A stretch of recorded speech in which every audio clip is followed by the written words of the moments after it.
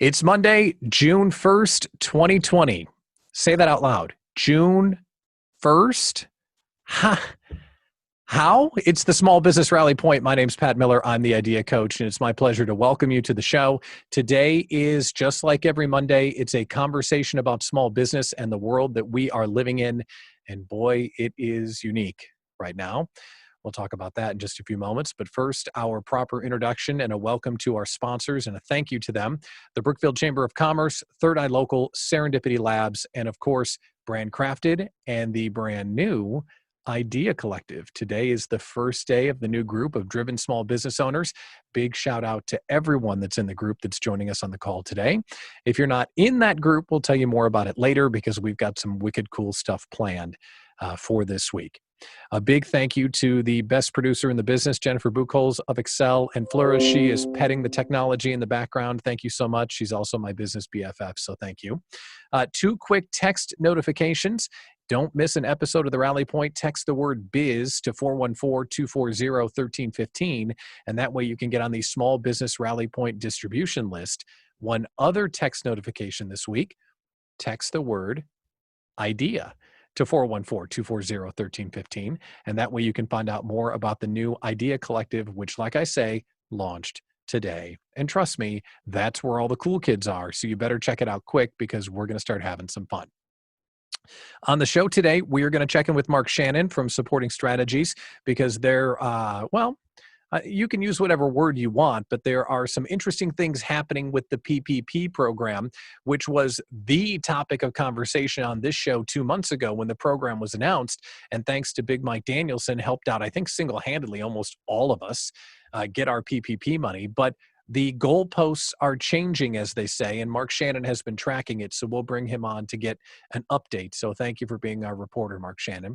Also, we're going to do a Rally Point roundtable conversation and hear what is on your mind. Now, first things first, and this is big. I put on real pants today. I did. I have real pants on right now. Yeah. Why is that a big deal? It's a big deal because we're getting back to business.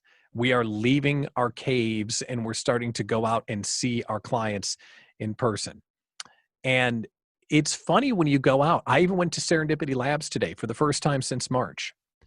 And you go into a place where you haven't been for 2 months, and I had a couple of things hit me. The first thing that hit me was it felt like a time warp. It felt like the last 2 months didn't happen at all. In fact, walking to my office at Serendipity Labs, it was as if nothing had ever happened. So that was weird. The other thing that hit me was it is a big ass world out there. I'm telling you what, it is a big place. There are a lot of cars and a lot of people and a lot of businesses. And I only drove around Brookfield and Wauwatosa. It was almost overwhelming how much it was. So that was that. I even went to the gym this weekend. So things happened. But independent of all that, we have to look at something as small business owners because there are some very interesting things going on right now. Two things in particular that are making this a very unique time that we're all operating in. First, the coronavirus fallout is still continuing. And as I've mentioned on this call before, there seems to be this force field at Highway 100 where you go west of Highway 100 and people aren't wearing masks on the whole. Of course, there are some. Not wearing masks, shaking hands. I went to a meeting this morning. This is a true story. I went to a meeting this morning, shook hands with one guy, and another guy hugged me. And I'm like, hey. And it was fine, but it was like there was nothing. It was literally back to normal. And it totally caught me off guard. And then you're on the east side of Highway 100, and it's masks on, shields up. Everyone's still panicked. It's just different. So I'm not pointing that out to point out the coronavirus. I'm pointing that out because that's the environment we're operating in right now.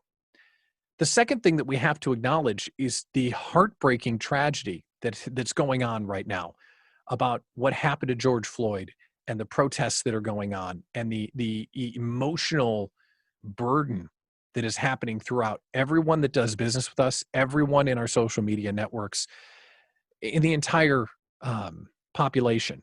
Now, I am not qualified. I'm this much qualified to talk about what you should say, what you shouldn't say, how you should address it.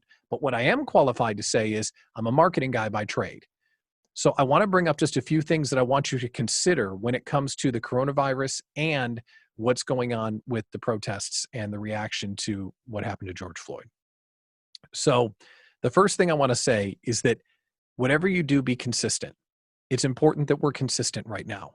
So if your business has a point of view and it's in your business's character to send messages, no matter what the messages are, coronavirus or the protests or whatever, be consistent because your audience, your customers are expecting you to respond in a certain way. So be there for them in the way that you've been showing up for them. So be consistent. The second thing is be authentic and be heartfelt. If you're fake right now, people are going to know a mile away. Do you remember when the coronavirus broke and we all started laughing at the concerned CEO leadership? Like, here's, I don't know, Zappos opinion of what's going on with COVID-19. We're like, really? Zappos? Really? But everyone had to weigh in. And a lot of times it rang just fake and false. So if you're going to say something about either situation, be authentic and be consistent. The third thing that I'm going to say is if your business, especially if it's a small business, has a point of view, please, for the love, communicate that point of view of what the business's point of view is with your staff, with your team, with your VAs, with anyone that interacts on social media or in real life with your customers. Because imagine this scenario. Let's say that you own a small restaurant and you believe in X, whatever X is, and then one of your employee pops off and says Y. The general public is not going to give you credit for believing X if one of your employees says Y. And now is not a time to be unclear. Your people have to know where your business stands and you have to be consistent. Because if the wrong thing is said, and it could really damage you. So if your business is going to take a stand, make sure that you're communicating what that is with everyone on your team. It's super, super important. The next thing is automated social media messages right now will kill you. If you have scheduled social media messages, please, I'm begging you, go through them and make sure that they're still appropriate, that you're not saying something you shouldn't be saying, using terms that you're not saying, like, hey, we've got a killer sale. Probably not a good idea to put that out right now. I'm not trying to be flip. I'm telling you, it's super important.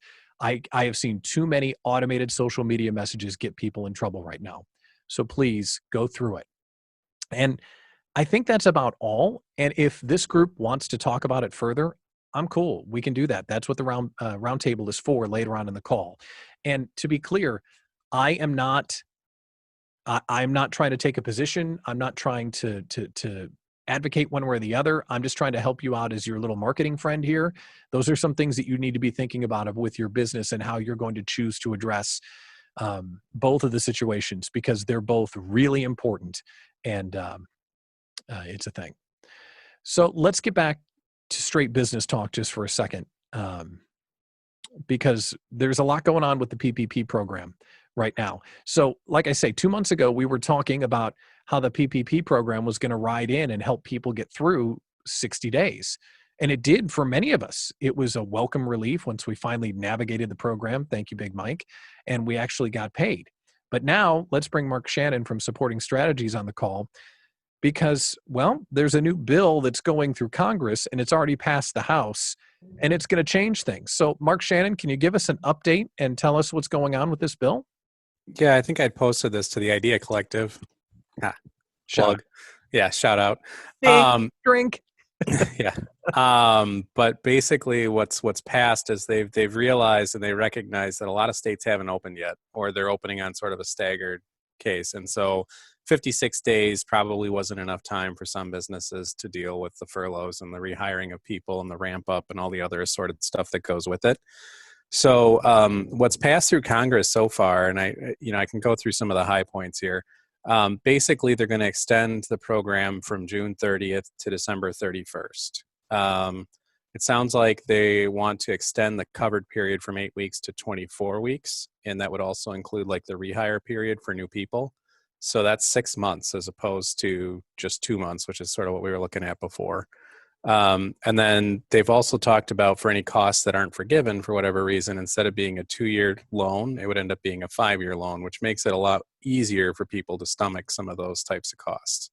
So, you think about your mortgage, right? It's a 30-year term, and 30 years is a long time to spread out those payments. It makes things a lot easier for everybody. And then the last thing that's sort of up for debate, and I think the Senate has a different view on this than Congress did, but non-payroll costs, so, your rent, your lease, all the rest of that. Originally, the way that they had it set up is only 25% of your PPP could be applied toward that. The House version of the bill has it at 40%. So I think part of what they're going to be debating this week with the Senate is that piece, as well as the 8-week versus 6-month sort of view of things. So more to come. I'm sure we'll see news on it at some point in between everything else that's going on. But yeah, it sounds like the general intent, and it sounded like Senator McConnell was big to try and fast track this. When it went through Congress, there was only one person who voted against it. So I would be surprised if something wasn't done this week, because a lot of people are reaching their 56-day term on that first payout. And I think they're realizing that maybe not all the money's been spent, or if it has been spent, it may not all be forgivable. So to the extent that they can, make that work, they're trying to. So this helps make a one-size-fit-all program fit all, or fit more all, if you will. Hopefully, Is this yeah. more runway to try and use the money that we were given? Yep. What is the impact on changing the percentage that's included in the forgivable amount, that more can be spent not on payroll? Because the philosophy, as I understood it, was originally to keep people on payrolls, but now it looks like more of your money can be used on not payroll. Will that have an impact, do you think? Yeah, I think so. I think one of the challenges, and this is where the Senate is weighing in, right? Some of the Republican senators are saying, well, we wanted people to hire their employees back. And if you're having them pay for rent instead, is that a good thing or is that a bad thing, right? And I think, Congress was of the opinion, we don't care, go ahead and pass it. And the Senate probably is going to be discussing it a little bit more. So that may be the one thing that bogs it down a little bit, just because the non-payroll costs would include like rent, it would include, utilities and things like that. And I think, for the smaller businesses that are out there, in a lot of cases, they are, very few employees, and they realize that those are the businesses that probably have other costs, fixed costs, like their buildings and that sort of thing that they've got to pay for. So, Okay. A question from Brad Herda, and a question from you. If you have one, feel free to pop in, and I'm sure if Mark can answer it, he'd be happy to. I'm volunteering you for that, by the way, Mark. But thanks. Brad said, will 501c6s be included in the changes? I didn't see that yet, but I haven't seen the actual language in the bill. That was one of the big things too that I was wondering, because there's another 501c6 that I work with. Any association that's a 501c6, like, they were excluded from the first bill. And so a lot of them are hurting right now. You think about what they do. A lot of them do events and that sort of thing, like, home shows and that kind of thing. All of them are still sort of struggling with, okay, is this covered? Is it not covered? Are we able to apply now? So I'm supposed to look in the camera and nod and smile that I know what that means. I know what a 501c3 is. What's the difference between a C3 and a C6? So a C3 is a not-for-profit entity, usually with, some sort of a charitable aim. The C6 is a trade association, so a NARI, like a Milwaukee Builders Association. I'm not sure which one you were thinking of, Brad, but there's a couple of them out there, right, that do different types of things, and they weren't covered under this before. So any of their employees or what have you, they're all paying for out of reserves right now. They're also a nonprofit organization. It's just they're organized for a specific purpose. Yeah, Brad gives the example of the Brookfield Chamber as those groups. Yep. Good question, Brad. Thank you. Also want to shout out to Rachel Lamontia. She's in the comments mentioning that they're still accepting applications for PPP. So if you didn't get the money and you'd like to still get it, get going on your application, and it's not too late to do that. Okay. So what else about this potential change are you looking out for? Is there anything that we haven't talked about that you think is important? I don't think so. I didn't see anything else in all the literature that I'd seen so far that caused me to pause. I mean, the one other thing that's out there, it's sort of a nuance. If you're doing payroll and that sort of stuff with the deferral that you can do on the employer paid portion, any of that kind of stuff is also potentially going to be impacted by the recent bill that was passed. Before, it was as soon as you were forgiven, you weren't able to do the deferral anymore. Now they're saying you can still do the full deferral. So, okay. All right, great. Well, hey, thanks for stepping in and being our reporter today. I appreciate it. I saw you post the article. I'm like, hey, Mark, could you come on and do the thing? That would be No great. problem. That's fine. Always appreciate it. Thank you. Mark Schanen from Supporting Strategies. That's the latest on the PPP. And hopefully, if the Senate does what they're supposed to do when this gets passed, maybe we'll talk about this again next week or the following week. So thanks, Mark. Always appreciate it. So I was not going to spend time on any other topics today. Unless there's something you'd like to talk about, feel free to jump into the comments. But I am interested to open the roundtable portion of the call because I really want to know what you're thinking. The question is simply this: did your business address the protests or the George Floyd case in your social media in the last 48 hours? And if you did, I would love to hear what you did, because I'm curious how different folks addressed it in different ways and what the response was from your customers.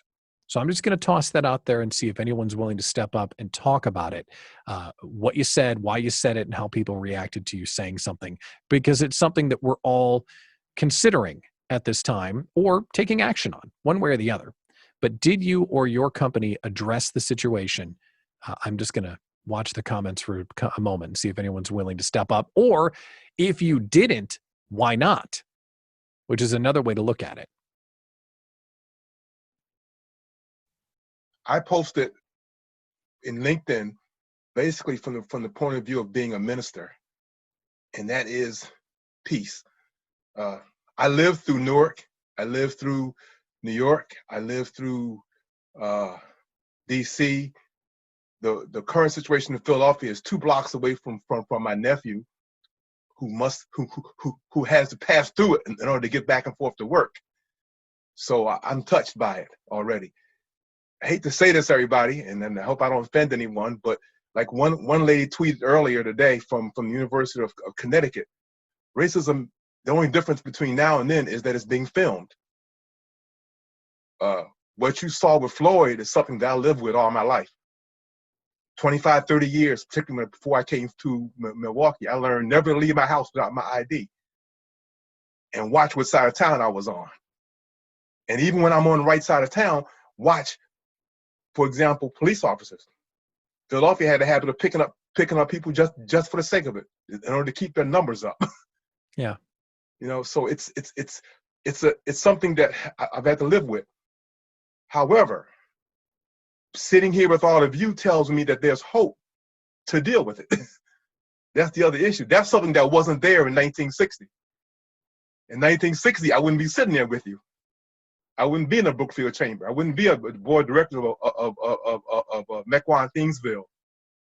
So despite the fire and the flames and everything else, progress has been made. That's the thing we have to deal with. It's a whole lot different. You know, those of us with a lot of gray hair and who basically 65 plus can tell you that for sure. So Earl, you made an interesting comment, is that it hasn't changed. Is it just being filmed? Does it feel the same now as it felt 30, 40 years ago? In some places, people yes. are catching it? Yes. In some places, yes. Some places in Wisconsin, yes. I mean, one of the features, let me give you an example. One of the features of Legal Shield is a 24/7 access. The little red button, and those of you that have the app, little red button says you can call your attorney at night or on the weekends. That was a direct result of Harlan Stonecipher, the company's founder, being sensitive to driving while black. That was why he put it in the system later on, about 15 or 20 years ago. He actually added to the plan for that reason. The challenge is, I think, it is being exposed more. That's what it is. It is being exposed more. Lights are becoming a day. It's being filmed. People are doing that. That move that the officer put on Floyd, it's something that all officers are trained in, but they're also told to use it as a last resort because it is so dangerous. It's probably one of the most dangerous restraining moves ever. And most police officers will tell you they don't want to use it unless they have to. They have to. Life or death. That's why.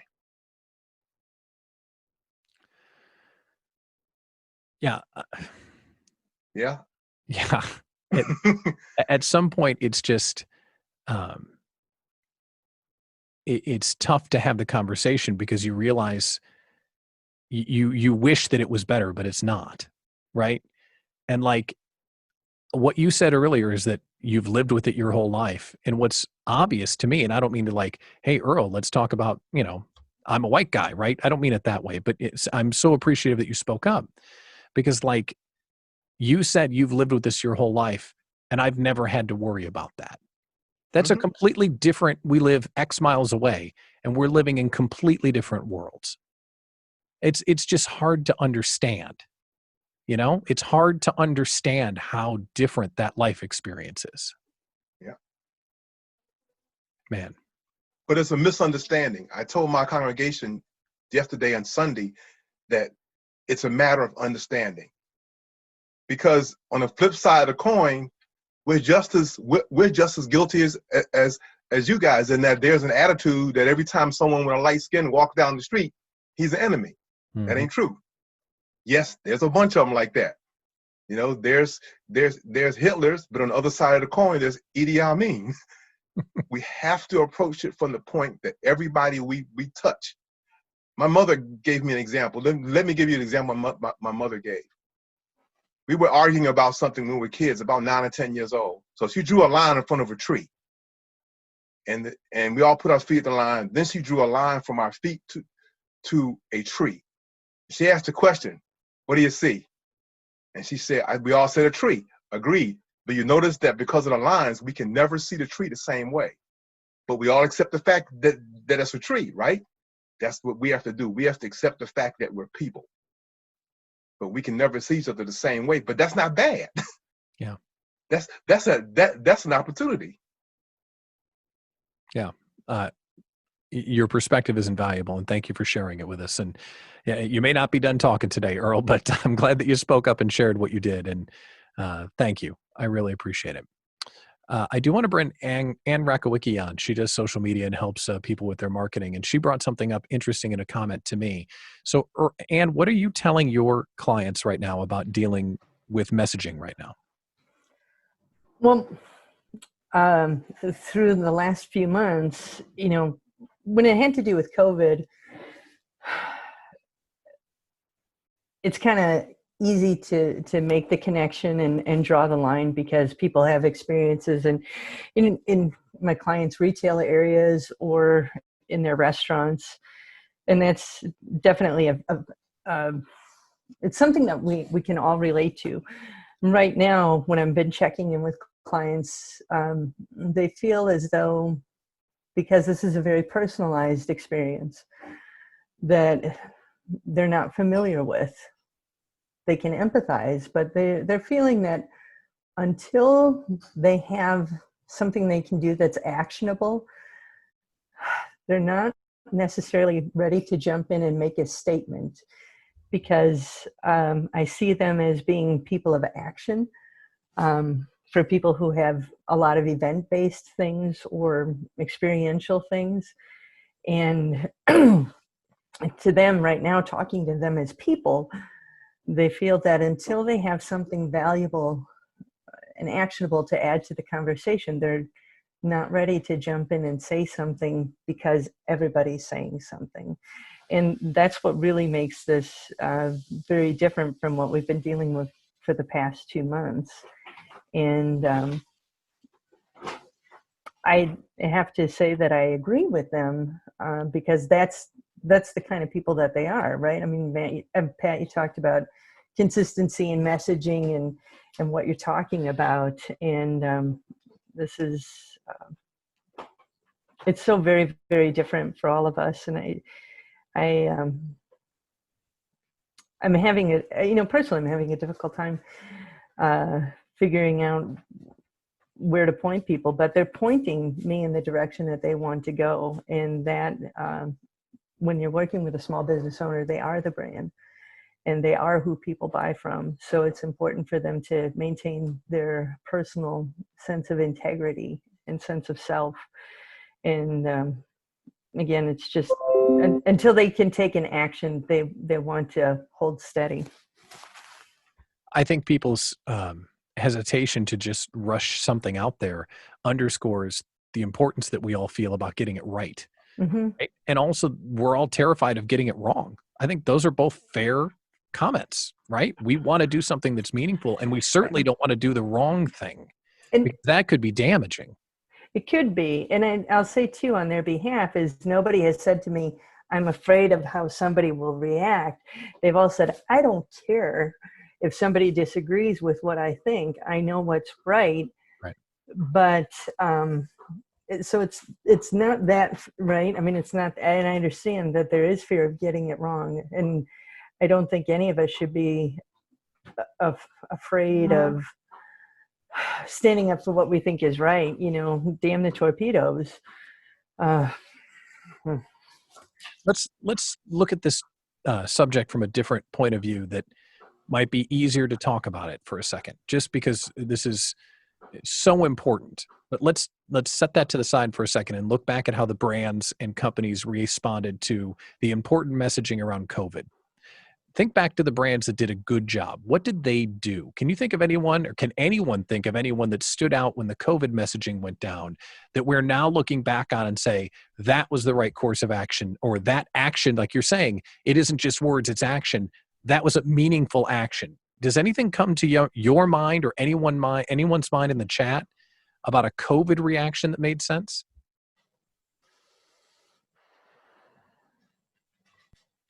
Probably the biggest thing that I saw was people acting with empathy, right? I think that was like a consistent message from everybody in marketing was, you know, you're not selling right now. I don't think anybody was selling. Nobody's comfortable selling. It's kind of the same thing in this sort of environment, right? I mean, and it looks like you're thinking about it. Do you have something to add right now? Because I noticed that Michael unmuted his microphone too. Well, definitely the empathy thing. And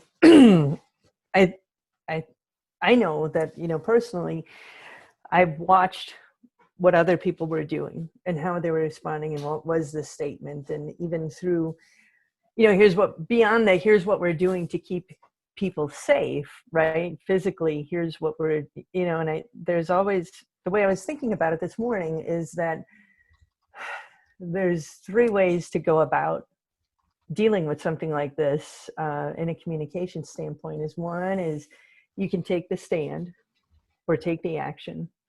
2, you could be a refuge, right? Whether that means I'm going to facilitate a discussion, or rather than it being a one-sided communication, or as stressful as this all is, I think it's also important that we think about what's happening. We look inward and we look outward, but we also have to, I guess, in some ways, practice a little bit of self-care for ourselves and for our customers, is that we have to reflect on what does this all mean, and what can we do about it in one way or another. But we also have to take a little bit of self-care, take a break. So you could be a refuge. And the other thing is to really do nothing, say nothing, be silent. And from that point, you can let people guess where you stand. So Yeah.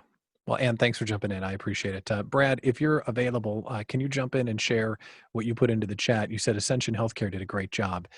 Can you share what you observed that you thought made it stand out?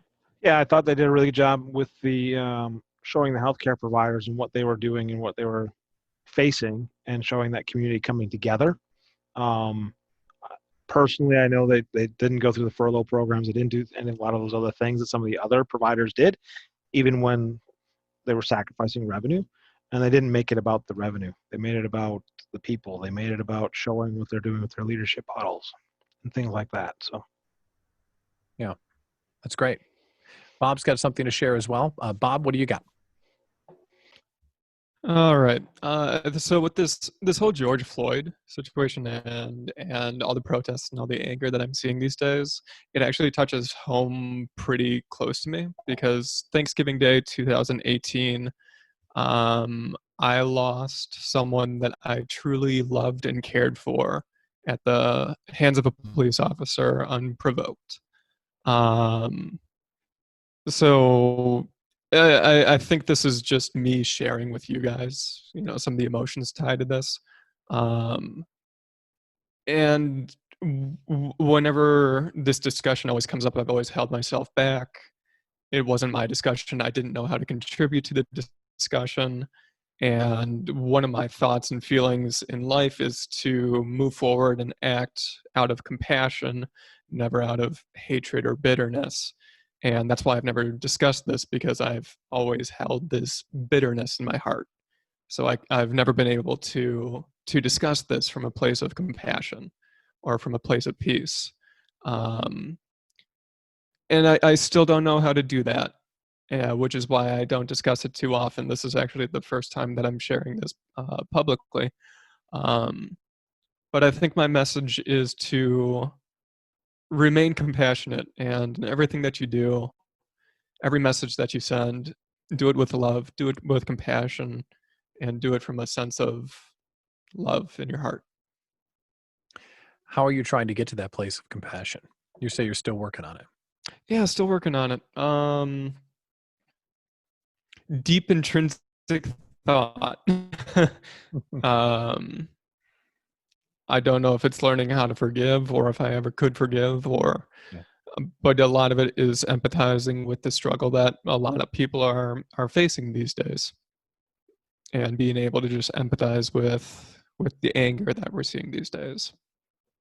And seeing all this go down, did that just bring you right back? It had to have been just a complete flashback. A bit, yeah.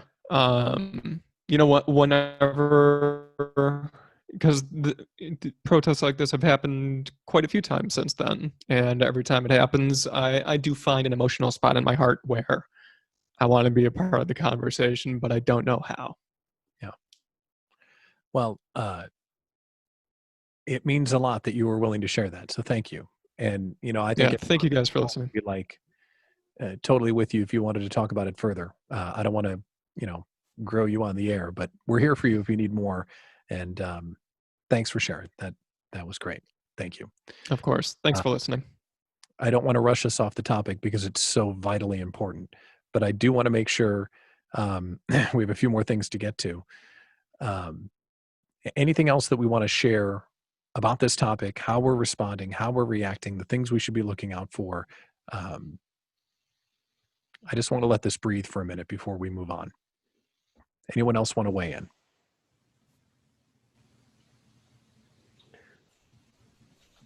I'll just grab your last point there, which is breathe. And I think that's a good, I've been watching the chat, and some of the general trend is being thoughtful, being compassionate, and as much as we want to have an immediate response, it's those immediate responses that, even if, taking that extra minute, it's like the email you want to send, and you should sit on it for a day. I think that's just a good general. I think Jennifer Buchholz said it very well. There's this personal way I want to respond. There's this business way I want to respond. And the business way should probably wait a beat. Personal side can do what it needs to do, but I think the business side should wait a beat. And then you're being steady, you're being thoughtful, you're being intentional. And I think more often than not, that's going to give you the ability to do the things that Pat, shared earlier, the be consistent, be authentic, pause and check. Your whole pause and check your automations, that's almost the really tactical version of this, which is just pause and check your automated response and make sure that it's still on message and still authentic to your business. And as Bob said, that it's compassionate and heartfelt and personal in the right way. So in a moment, we were going to celebrate for a second with this individual, but I do want to make sure that we get a chance to hear from Elzie Flenard, who's also on the call today. Elzie, I'm not trying to put you on the spot, but I do want to give you the stage if there's anything that's on your mind or something that you'd like to share. Yeah, no worries. Can you guys hear me? Yeah. I would piggyback, not to prolong the conversation, but I had the opportunity to do a lunch with Lori before this whole COVID thing happened, and race was one of the things that came up. And suffice it to say, one of the things that I think came out of that was perspective and asking the question, why? People are doing X, Y, Z. Why? What would drive a person to do that? That does a couple of things. That puts you in a position to see things through their eyes, and it also humanizes them. it kind of allows you to take a step back and say, Elzie did that. Why? What could have been going through his mind when he did that? And just continuing to ask that why all the way until you get down to the root cause of it, and being okay with what you find. Because what I found is that sometimes it's not pretty what we find when we ask why. And being okay with that discovery and being self-aware enough to say, you know what, this isn't okay, this isn't right. What little step can I do to do my part to make it better? So again, I don't want to prolong it, but I think that is super important, to just see people as people. And to echo off of what Earl said earlier, my theme is love, because love does a few things. It chastens, right? When you're wrong, if Pat Miller's wrong, if I love you, Pat, I'm going to say, Pat Miller, you're wrong, right? But when you're right, I'm going to celebrate you. So love is so powerful, and it overcomes so many obstacles.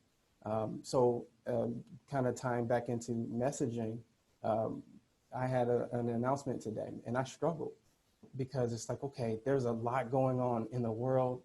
How do I celebrate this news but still acknowledge what's happening, right? And my theme, again, was love. We have to love one another. We cannot be great until we get to that place. And so while I did not address it directly, my approach is always, addressing things through that perspective. And again, not ignoring what's happening, but still celebrating, because we still have to wake up. We still have to, do our business. We still have to operate. We can't go like a turtle and pretend like nothing's happening. So I think it's a balance. Yeah. Thank you for jumping in and sharing your thoughts. I was very curious what you would be thinking, and the fact that you didn't say anything, I thought, okay, why isn't Elzie speaking up? I wonder, I bet he wants to say something. So I'm glad that you were willing to share your thoughts, and having your perspective and Earl's perspective today is so valuable. So thank you for sharing. And there's nothing else that we're going to talk about on the rest of the call is half as important as what we're talking about right now. I mean, this is like the rest of the stuff is just stuff, right? So your perspective, and your messaging is just, yeah, it's incredibly valuable. So thank you for sharing that. Is there anything else that came up during the conversation that made you think, or made you, I don't know, just impacted you at all about what other people had to say? Did anything else make you go, I guess I don't know. Did anything else hit you while we were talking, Elzie?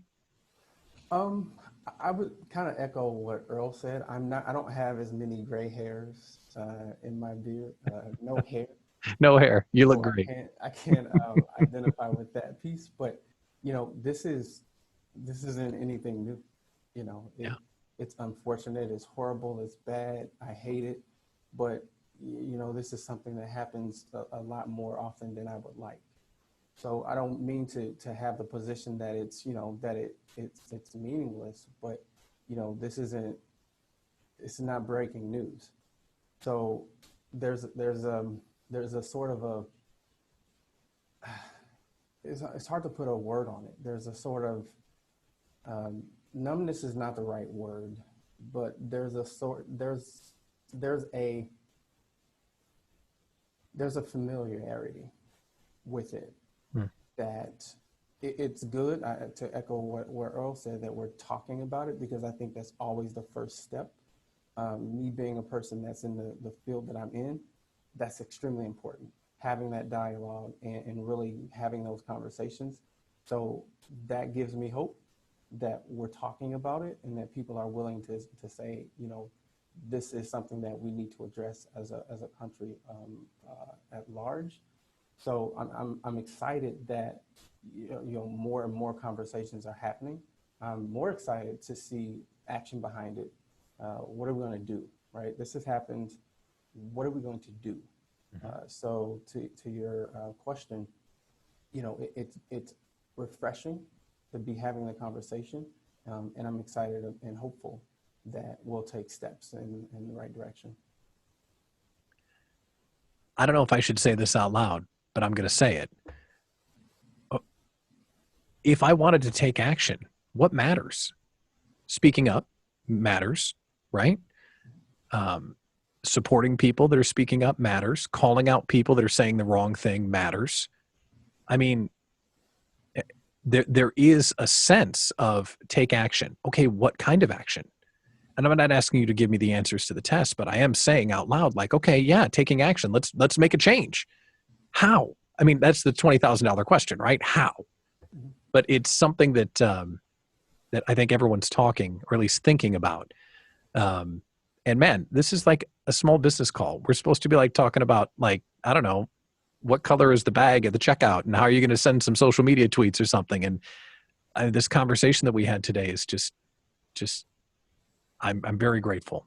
I'm very grateful for this group, and I'm grateful for your perspective, Earl's perspective, and everyone's perspective. It's just been Bob sharing what he shared. Yeah, it's great. It's great. If there's anyone else that wants to jump on this, I'm just going to take a second and just let this sit for a minute, because we do have something really exciting to share, and Elzie's the one that gets to share it. So that's good news. But we're just going to wait just a second. Anybody? Okay. Okay, Elzie, you get to follow that with your good news, because you've got great news. I'm so excited for you. Yes, so my good news is a couple of weeks ago, I had posted that I launched an exploratory committee. And so long story short, I am running to be the mayor of Podcast Town.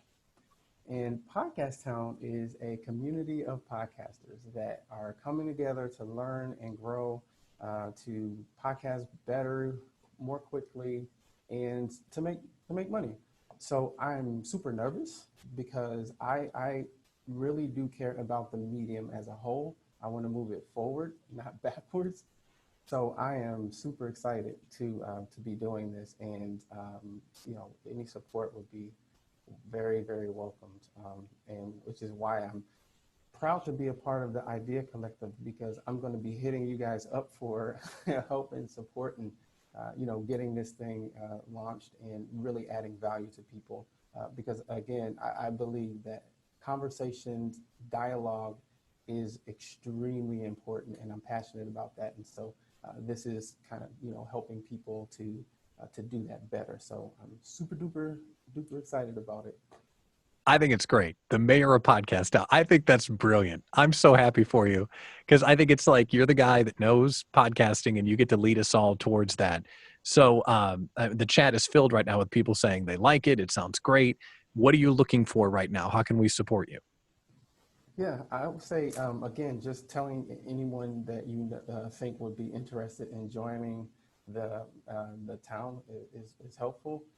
Really, words of encouragement. This entrepreneurship is a tough journey, and when you guys send messages, when you like posts and all of that good stuff, it really does matter. So just words of encouragement, spread the word, tell everybody about the Mayor of Podcasting and what we're doing, and that's enough. Well, it looks like you got votes. People are saying they're going to vote for you. Now, there's not a competitor, though. We're just declaring you the mayor of Podcast Town, right? Yes. Yes. There's no competition. There's not like some runoff that you're trying to win. And it's so funny, too, because of all the folks I've had the chance to work with. They've heard me say a million times, run for office. You don't even need to run for office. You're the mayor. It's happening. So congratulations. And I will add one more thing. And hopefully this is a way that we can support you. So I launched my Lift As We Climb podcast through the eWomen Network. And from day one, Elzie has been helping me behind the scenes put this thing together. And I can't tell you how easy he makes it for everything to fall together. The production is top notch. The processing is excellent. Lightning fast turnaround. I got him files on Friday, and he got me the podcast done on Saturday, which is unheard of. He's got brand new software right now that's incredible for the user side experience. So if you do a podcast and you're doing the production yourself, stop, because Elzie's going to make your podcast better and make it easier. And you know what he does is he makes it more enjoyable. because everyone likes to do the hosting part. Nobody likes to do the stitching together and the cleaning up part. And Elzie and his team do a fantastic job. So just like Michael said, stop the madness, call the mayor. He's the guy that can make your podcast sound great. So you've got my endorsement, Elzie. You're doing a great job with the podcast, and congratulations on the announcement. Yeah, thank you so much for that, Pat. Yeah, absolutely. All right. So, wow, it's been a great call today. So the other thing I was going to announce today is that we're launching the Idea Collective. And I've got over here, if you could see my screen, I've got a list this long of all the neat things that I wanted to say about the Idea Collective. And the thing about the Idea Collective is it's supposed to get everyone together so we can support one another. And instead of just reading off a bunch of stuff, I'm just going to simply say, look at what just happened. What we just did. That's the heart of the Idea Collective. Now, I can't take credit for the wonderful comments and the direct nature in which people spoke, but I will take, not credit, but be very happy for that people felt comfortable to share and to give in the way that they did. That's what we're going for here. I want to start the Idea Collective because I want everyone to be on the same team. I want to get all of the smart, driven business owners on the same website working together. So when they have a question about, hey, I'm thinking I'm going to be the mayor of Podcast Town, I need some ideas. Great, Elzie, how can we help you? Because as soon as Elzie said that, the chat was full of like 10 different people all saying, what can I do? What can I do? What can I do? And that's what we're going to try and do. So we've already had our founding 50 members. Thank you so much for joining. And if you're not a member of the Idea Collective, today is the launch. And let me give you just a little sneak peek about what we're doing. And for members of the group, I'm going to be sending a video out later this afternoon explaining what the June theme and how it's all going to work is. But every month, we're going to have a theme that I'm going to do just a little bit of guidance on and let the community interact around. So in the month of June, we're going to talk about goal setting for the remainder of the year, which ties in a couple of different ways, because tomorrow night is Night School, where we have some brilliant folks. Liz Watson's going to be on stage, and Lisa Rabel's going to be on stage, and Mark Kompanik's going to be on stage, and surprise, Rachel Amantia getting added right at the last minute to come on and be brilliant about finances. She's going to be on stage. And everyone inside the Idea Collective gets to come for free because membership has its privileges. So all the Idea Collective and everyone else that wants a ticket is going to be there together talking about what can we do to get back on our feet for the rest of the year. Then we're going to have weekly challenges. They're going to go through there. I'm going to hold weekly office hours where I am here doing exactly what I'm doing now. And Elzie could show up and say, hey, I need a promotion for the mayor of podcasting. And we'd work it out because that's what I'm there to do. That's on Thursdays at 11. So it's a really exciting group, and some of the most exciting stuff has been the conversations that are already happening behind the scenes. And there are two examples that I want to bring up. One is Cheryl Litvin says, hey, you've got office hours. What if we had office hours and we wanted to give as well? And boom, Michael Rampolla and Sketchy Ideas, the man, showed up on Friday and gave for an hour, collaborated with Brad Herda on some stuff because they were both in the group and they wanted to help one another. And that was incredible. And Jennifer Buchholz has set up a whole system on how you can set up your own office hours and give to one another. And that's the type of thing that we're seeing. The other thing we're seeing is Allison Quartuccio, the realtor, says, I can't find a house for my clients. Does anyone have a house that we can sell? And then another person inside the group, Rachel, goes, oh yeah, well, we're thinking about selling a house. So let's connect. And like, it's amazing. So that's the kind of camaraderie and support we're going for. If you want to find out more, we'll put the link inside the chat, which I think Jennifer has already done. So Jennifer, thank you for that. But we're really excited. Today's the launch day, and members inside the group, I will send you more information this afternoon as we get the monthly theme off the ground. Two more things that I want to mention. Yes, tomorrow night is Night School. So if you don't have your ticket yet, we can get you the link to get your ticket. It's only $10 and you can be in the crowd and learn from those amazing people that I was telling you about so we can finish up 2020 with a bang. The other thing that I want to mention is I finally got it and it's in the can, and Elzie's already produced it because he's the man. I got my interview with Sandra Yancey, the founder and the CEO of the eWomen Network. And we talked last Friday all about the eWomen Network and what's happening for the rest of the year. And she was spectacular. It just turned out great. So that's going live on June 10th. So if you're not a subscriber of the Lift As We Climb podcast, you might want to look it up on your favorite podcatcher and get a hold of it now, because June 10th, my interview with Sandra drops. Okay. thank yous. Thank you to the Brookfield Chamber of Commerce. Thank you to Third Eye Local. Thank you, Serendipity Labs, Brand Crafted, and the Idea Collective. You're all amazing. Thank you to Mark Schanen for sharing what you shared today on the PPP.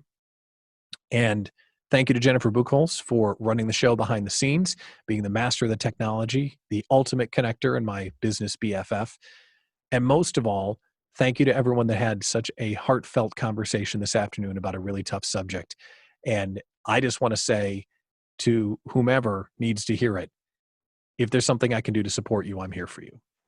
And I think everyone else on the call is as well.